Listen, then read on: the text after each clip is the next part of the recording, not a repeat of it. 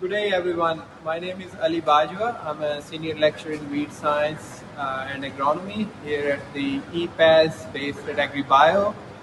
And I understand you guys have been learning about agriculture and food security from Dr. Tony Gendel.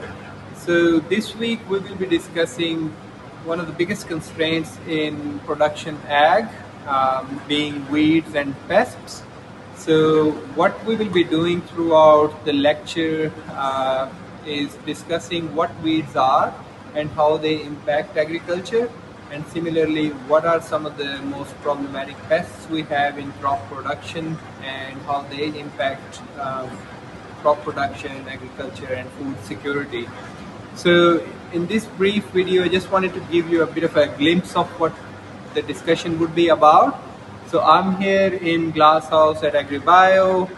My research area is specifically weed science and management. So I thought I'll show you some weeds and give you a bit of a flavor of what we would discuss in our lecture and try and sort of give you an overview. But there is plenty of material I've put out online on LMS.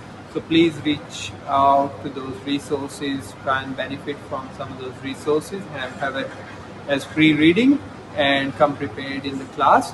But what we have here in the glass house today is a variety of weeds, and that's one thing specifically about weed is that they are quite diverse. They come in all shapes, forms, colors, and growth habits. So just to give you a few examples, I thought we'll show you the diversity of plants we work with and try to manage them. So what we have here is an ongoing experiment on a pretty tricky weed that's called gazania, and this basically wasn't a weed so long ago. It has been introduced as an ornamental plant, but now it has become highly invasive and it infests a lot of natural and agro ecosystems.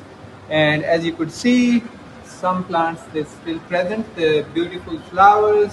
What we're trying to do here is trying to see what are the best management options in terms of chemical control. And these are really highly competitive plant species, which is one of the key traits for a lot of the weed species.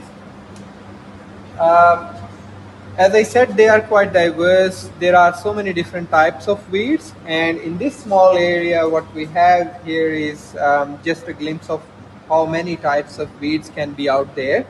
So they can be annual, they can be perennial, meaning some of them will complete their life cycle within a year. Others would probably take longer, more than 2 years, to complete their life cycle and be more persistent in the system. So let's go through a few examples. As I mentioned, gazania, as you could see, it's a broadleaf species. It produces plenty of leaves and branches and beautiful flowers. And hence, it also has the ability to produce quite a lot of seed, as you could see. So that's how it produces plenty of seeds, sometimes hundreds and thousands of seeds in a small patch of this weed infestation. And the beauty about these flowers is that the seed is that they can disperse pretty easily long distance. Then we have species that are slightly different growth habit. It's mostly prostrate, grows along the ground, dense branching, small leaves, but again, plenty of seeds. So that species particularly is problematic in horticulture sector, but also in some broadacre crops, and it's called wireweed. And each and every weed, as is the case with most species, they would have a common name and a scientific name. So for example, for wireweed, it's the most commonly used common name, and the scientific name is Polygonum aviculaire. So the other one we have here is blackberry nightshade. This particular species is notorious for being poisonous at times.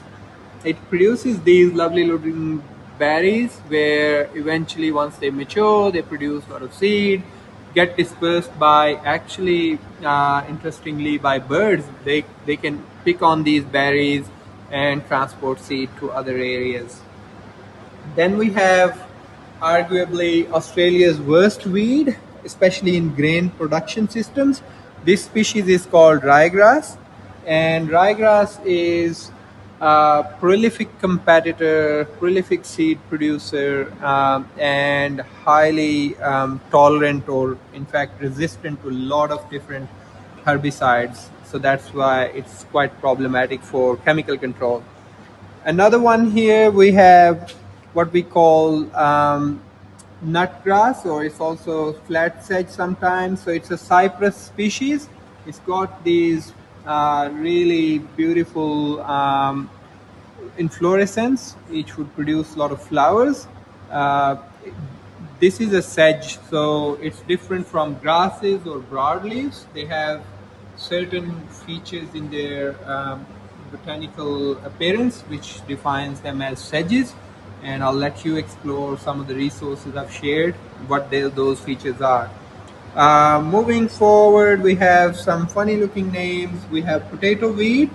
It's also problematic in vegetable production systems. This fellow here, it's called common purslane, portulaca. This is a highly prevalent plant in crop production systems and horticulture.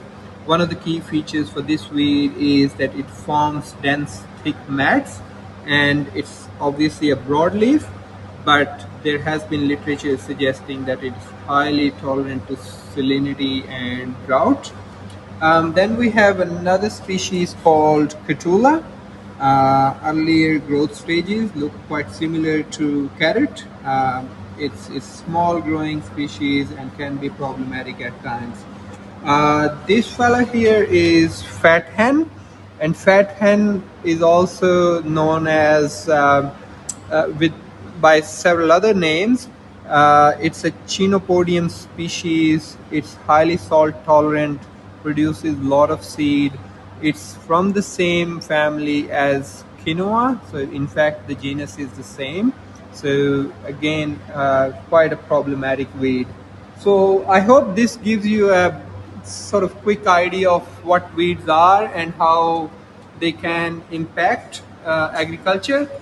And the second half of the class would be obviously about the pests and insects. There are plenty of examples from fall army worm to borers and other insect pests.